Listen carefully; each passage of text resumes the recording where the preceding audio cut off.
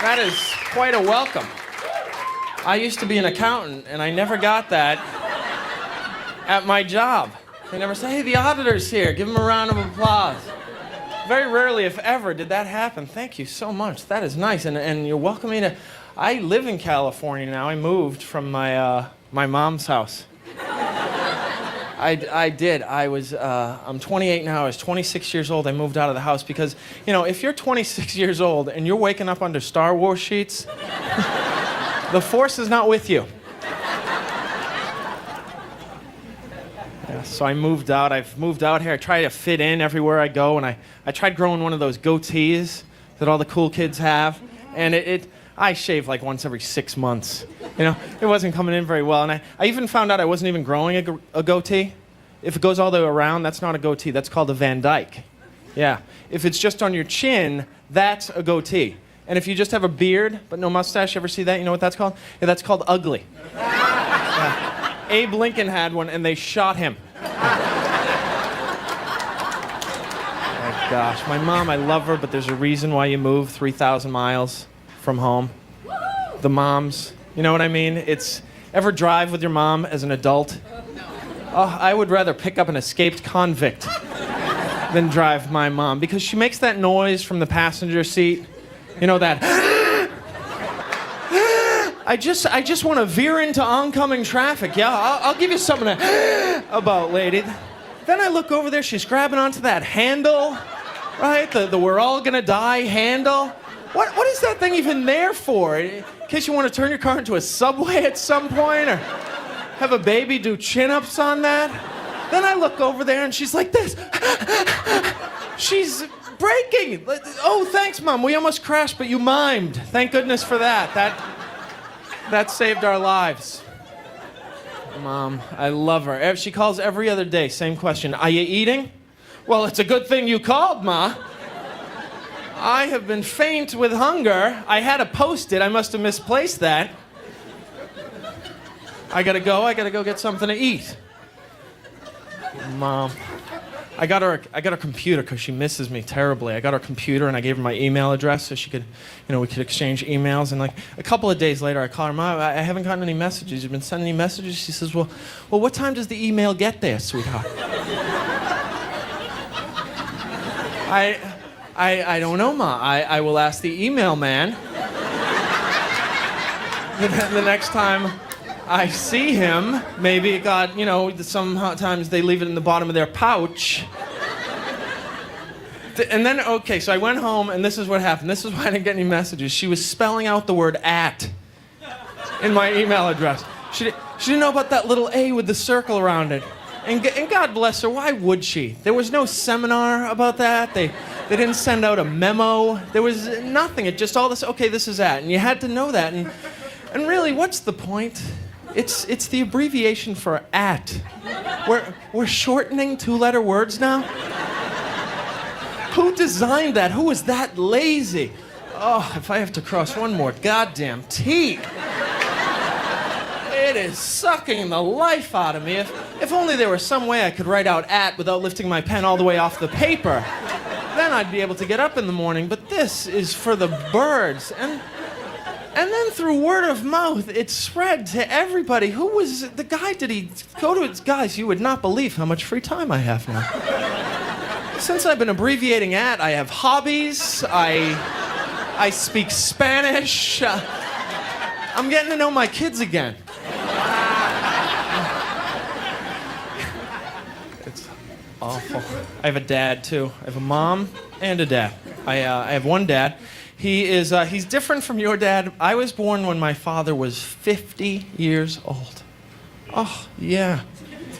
Yeah, it was, I love him, but it was weird growing up with a dad that much older than you. I found out 50 years old, I was like, what are you, Abraham? That's biblical, and don't get me wrong, I love him, but when I was a little kid, we'd go to the movies, a little thing, we'd go to the movies, we're both getting discounts.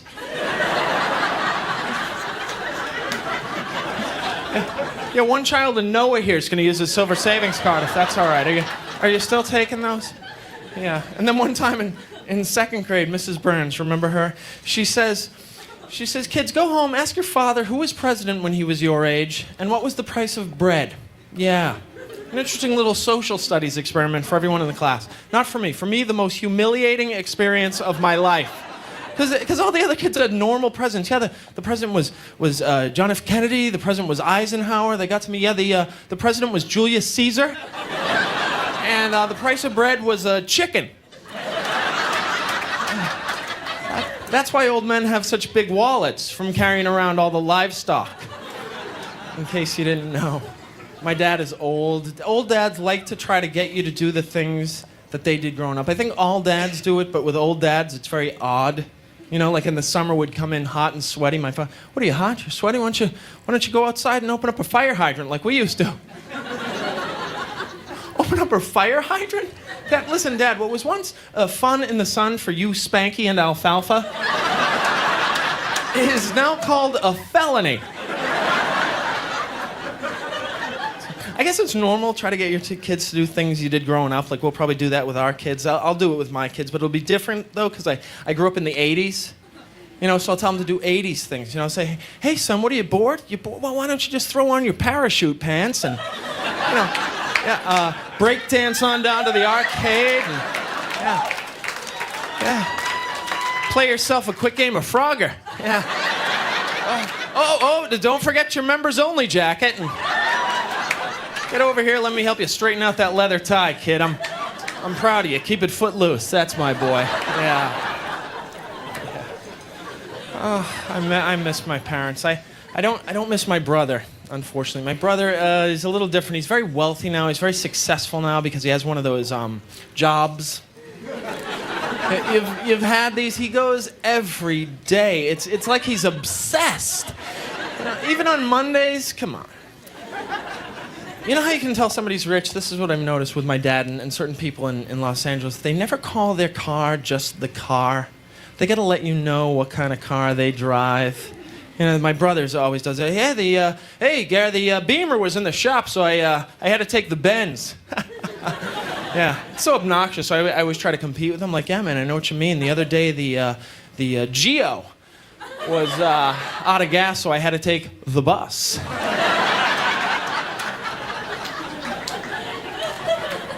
Jobs. You know what? I'm not judging you for having them. It's none of my business. I could never, it was just never my thing. I had one of these 9-to-5s before. You know what the worst part of the 9-to-5 is? The 9. Noon to 5, yes. 9 to 5, that's just crazy talk. I'm not even up at 9. What am I, a farmer?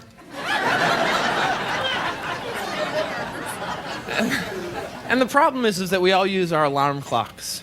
And aren't you so much more bold at night when you set the alarm clock than the next morning when it goes off? At night, it's 2:30 in the morning. I'm ready to take on the world.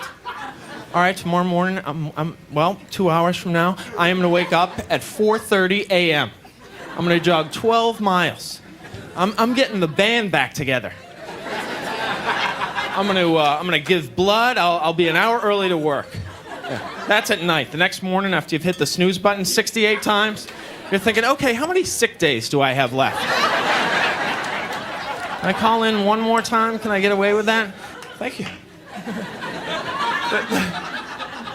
The problem is the 9-minute snooze button that I have. Mine gives me 9 minutes. How did they decide on 9 minutes? 9 minutes is not a snooze. 90 minutes, that's a snooze. And have you ever woken up from the 9 minutes refreshed? Oh, the 9 was all I needed. 10 minutes, it would have been overkill. I'd have been groggy had I had that extra 60 seconds. I'm so glad they nipped it right there at 9 minutes, because now I'm fully rested and ready to take on the day. Awful, these jobs. You know what? I had a job as a substitute teacher. I was a gym teacher, and God bless the little kid. I never made them climb the ropes in gym class. That is cruel and unusual. I would never do that to the kids, because I did it when I was a little kid. It's not safe. It's not safe. What could go wrong here? All right, okay, kids, don't run in the hallways. We've lost a lot of kids running in the hallways. Instead, sweetheart, walk into the gym, climb 850 feet straight in the air. Yep, when you get to the top there, you're going to be exhausted, no doubt. But what I want you to do then, just slide down so fast you have fire shooting out of your hands, yeah. Yeah, hopefully some asbestos will sprinkle from the ceiling and keep you from completely igniting.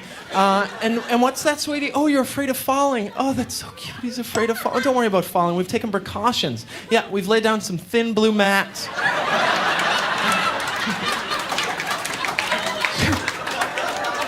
Do you remember those? Were those there to break your fall or so the cops could draw a chalk outline around your dead body? Roll them up. Let's take them out of here. This is embarrassing. And then as a special treat for the boys, right, for the boys only, at the bottom of the rope, we're going to tie a big fat knot. So that when you land, we will make sure you never have kids in this school. That's right. Oh, man, you could climb those ropes all you want. They never said a thing. Just don't run with the scissors. That's all my teacher asked. She would go crazy. Don't run with the scissors. Oh, for the love of God, kids, don't run with the scissors. And do you remember the scissors? They didn't cut anything. I got worse cuts from the brown paper towels. The brown paper towels, you start off with a runny nose, you wind up with a bloody nose. Yeah, there are actual pieces of bark in those things. I would rather wipe my nose on an oak tree than those scissors. You could stand there all day. Teacher, I'm going to take my own life. Don't you come a step further. I can't make a cursive Z. You wouldn't even get a hickey from that. But my teacher, nonetheless, would hide the scissors in the desk drawer, lock the drawer to protect us. Which is brilliant, of course, because, in the back of the room, she would leave that giant paper cutter. Yeah, you could behead a cow with that thing. Oh, that's right, lady. You hide the safety scissors, leave that portable guillotine out for everyone to play with. And who is running with scissors? Why would you get an emergency snowflake to cut? Teacher, I need white construction paper. Stat. Stat is what I needed. I hated working. Hated getting up early. I was missing too much television. They don't stop the TV just because you're at work. It keeps running. I love TV. I saw a fascinating documentary today about prison. Awesome. Sir, if you've never been, it is a fascinating little hotel, this prison. My gosh, listen to this. Okay, this was my favorite part of it. Many of the prisoners were wearing the pants low on their hips, very low on their hips. And they asked them why. This was in order to indicate that they had a boyfriend. Yeah, a little signal. Yeah, and I think if I was in prison, if I went to prison, I would wear my pants low. For fashion reasons, and also, I just think, and you know what? The other prisoners would call me on it. My cellmate would probably razz me. He'd probably, hey, where's your boyfriend? Gary Gulman, I never see you with a boyfriend. Who's your boyfriend? And I just play it off. I'd say, oh, you don't know him. Yeah, he goes to another prison. Where? Shawshank. Yeah, he used to be at Oz, but he's at Shawshank now. Yeah. He's a senior. That's probably why you don't know him. So you probably you don't have any classes with him or whatever. I'm careful about not going to prison. I don't even jaywalk. I honestly don't. I get to a crosswalk. I was going to the post office today. I went to the crosswalk, took care of it, and then this is what bothers me. I go over there, right, and then there's this woman who saw me go over there. 2 minutes later, it hasn't changed yet, so she goes over, she pushes it. Just in case I made a mistake.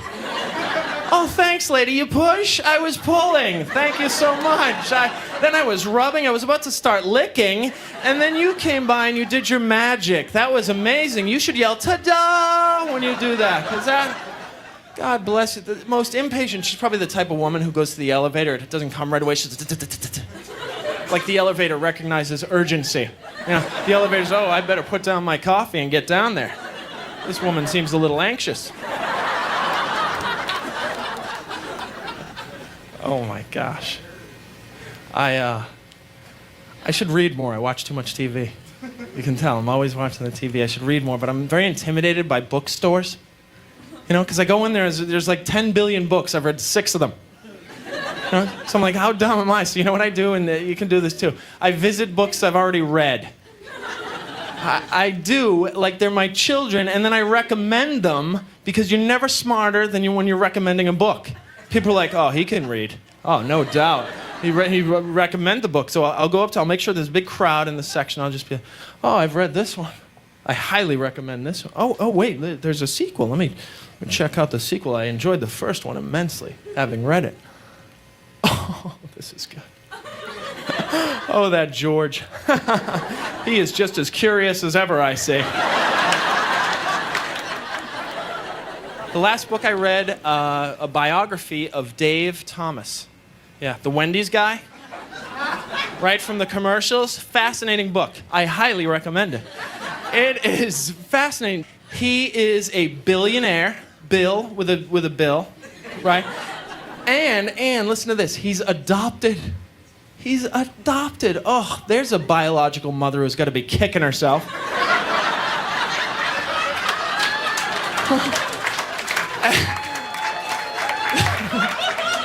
Every time she drives by a Wendy's, oh, I made a mistake. Oh, I made a biggie mistake. What was I thinking? Oh my gosh. So I was at the post office, and there was this is curious yet sad. I saw a baby with eyeglasses. He was 9 months old. I asked his mommy, and he's 9 months old. And I was, I felt that, oh, poor kid. But then at the same time, I'm a little curious. Like, how do you know that a 9-month-old needs glasses? He's not looking at a pop-up. Oh my God, I got such a headache. Or something's going on up here. And then how do you determine what prescription is going to be right for him? You take him to the doctor. Son, can you read the top line? I can't read any line. I'm 9 months old. I shouldn't even be talking. To be quite honest with you, but you're that exasperating because just give me some contacts. I'm vain. I'm one of these vain 9 months old. I don't want the kids making fun with the 4 eyes and the whatnot. The post office. What the hell took so long with the self-adhesive postage stamps? How do we have the space shuttle before the self-adhesive postage stamps? What was the post office sitting on this technology? Afraid we weren't ready for it? Oh, we'd give it to them, but it'd blow their minds. Let them lick. And when they first came out, I don't know if you noticed this, they were so proud of having the self-adhesive postage stamps that they had a poster there that said, "Congratulate us on our self-adhesive postage stamps." Oh yeah, congratulations, post office. Mazel tov. You invented the sticker. Yeah, we've had stickers. Every banana I've ever eaten has had a sticker on it. Took you 400 years to catch up to Chiquita. Then I saw today 6 ads for milk. Milk. Why is there 1 ad for milk? Who are they targeting with this campaign? People unaware of milk? That demographic? People sitting there at home just oblivious to milk, just watching those commercials, just mesmerized? Oh, yeah. Oh, that would go good with a cookie. Milk, you say? Am I pronouncing it correctly? Is it milka? It's not a silent K, right? I just don't want to make an ass out of myself if I ordered at a bar. Or maybe they're at breakfast, they're all bummed out. Oh, God, this Rice Krispies is so dry. If only there was some sort of beverage I could pour over it, kind of moisten it up. I tried Dr. Pepper. It was almost too effervescent, if you know what I mean. The snap crackle was deafening.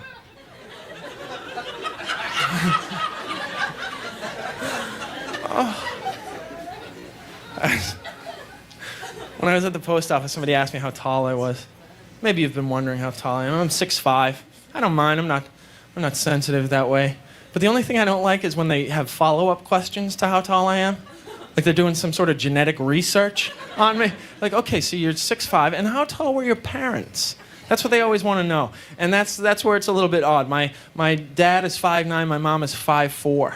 And then the people that hear that my parents are small, they always make the same lame joke. They always go like this. They go, "Hey, how tall was the milkman?"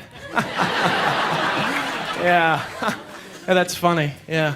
What year is this? Anybody here had dairy delivered in the past 200 years? No, but I appreciate you questioning my mom's fidelity. I think that's charming. You know, when a stranger calls my mom a trollop, I think that's very sweet. Why am I getting angry, stranger? Oh, maybe because maybe you know the truth hurts. Yeah, my mom was involved with the milkman. Yeah, that's her fetish. Yeah, she loves guys with professions that no longer exist. That's her thing. She dated the milkman for a while. She was also involved with the cobbler. She dated the guy who delivers the ice, the guy who delivered the hay. They had a role in the hay, if you will. She dated the blacksmith for a fortnight.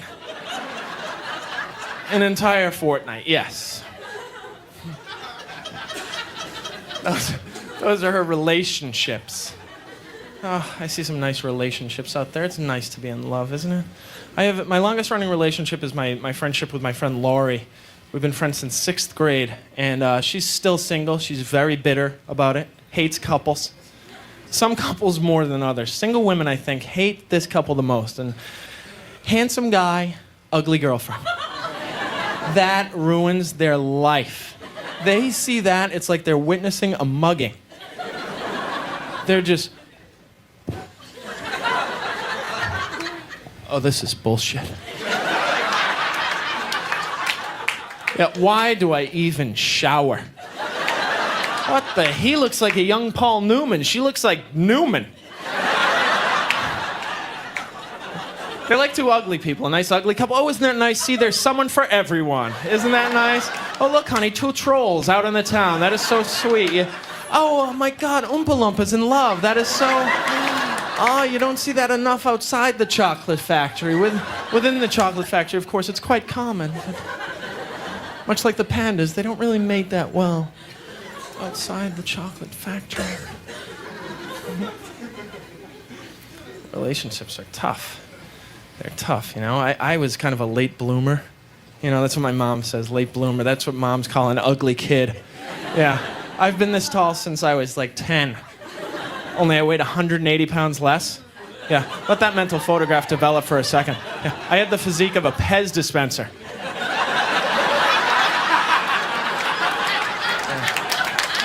Oh my God, just repugnant. My mother decided that this was the ideal time to put me in braces.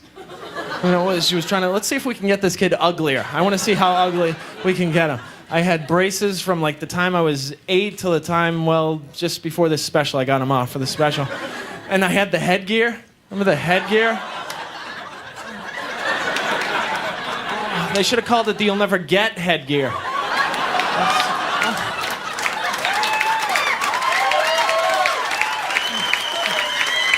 Well, thank you. A little vulgar, but true nonetheless.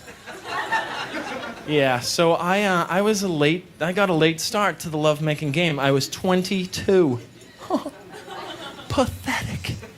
22 years old, and I was ready because I had been waiting. You know, I was waiting till I found somebody who would sleep with me. And you gotta wait. That's what I say to the kids, wait. And I met this girl, and she had a tattoo, and I was like, I'm in business. You know, I was like, maybe she's a bad girl, right? Maybe she takes the pill, maybe she smokes the pot. You don't know. And I was excited, and I couldn't hide it. I was about to lose control, and I think I liked it. But at the same time, I wanted her to like me. That's, you know, it's sad, but even to this day, you know, I'm 28 years old, we still want the other sex to like us. So I did something so stupid. I got a tattoo. Oh, and it hurt so much. Do you know they use a needle now? When I was a kid, you licked it, you stuck it right on there. Now, this guy takes out a needle. I'm like, what the hell is that for? And then he starts going in there. He makes me a little hook, a little zzz like that, a little like that. And I was like, okay, stop that right now. Let's rethink this. The problem was I was going to get something really big. I was going to get the bat signal. Right? Because I love Batman. Ever since I was a little kid, I had all his comic books. I had that movie. It's called Batman. And sometimes when I'm alone in my apartment, to this day, I will look in the mirror and I'll just say, I'm Batman. Who are you? I'm Batman. Who? I believe I just told you. Perhaps you weren't listening. I'm Batman. But the bat signal is huge. I mean, he made this, and it hurt a lot. So what I did was I talked it over with the tattoo artist, and and I got something a little bit smaller. Still cool, just a little bit smaller. You've probably seen these. A lot of football players have them. I got a comma. And,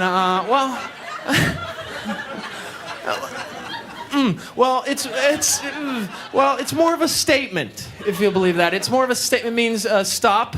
Okay, continue reading. That's pause for the cause, if you will.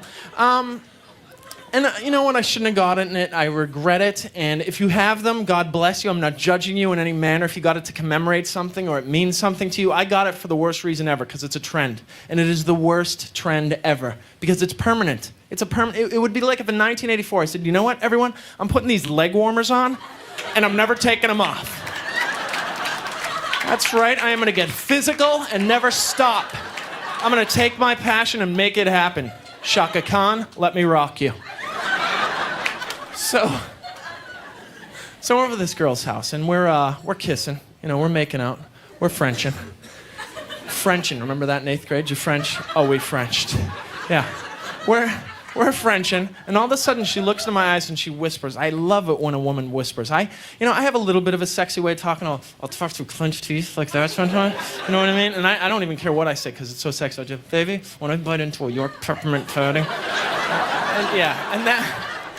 And that's not sexy. That's disturbing, is what that is. But this girl whispered, and we're making out, you know, and all of a sudden she looks in my eyes, she whispers, she goes, I want you. Isn't that awesome? Yeah, you know, so I'm pretty smooth. I'm 22 years old at the time. I'm very smooth, so I immediately said, what? Because I lived with my mom at that time. I lived with my mom until I was 26 years old. Anytime a woman said, I want you, it was followed by instructions. I was waiting for her to be like, I want you to take out the trash. I want you to get a job. And I wish I could stand here and impress you and make you think I was cool, like I said something sexy or clutch. I choked. I said the first thing that popped in my mind, you know, she says, I want you. I just looked her right in the eyes and I said, I'm Batman. Thank you very much, everyone. I had a great time. You were awesome. Thank you. Thank you. Is this... Thank you.